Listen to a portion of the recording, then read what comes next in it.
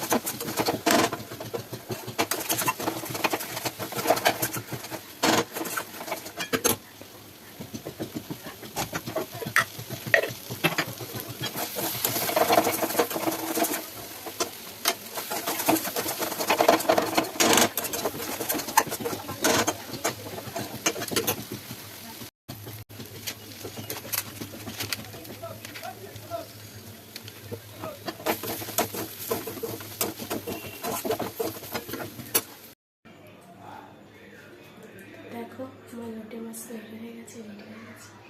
তো এবার এটা খেয়ে দেখা যাক কেমন হয়েছে। তোমরা একবার ট্রাই করে দেখো, খুব ভালো লাগে এরকম ঝুরঝুরে তোমার শুকনো শুকনো লোটে মাছ।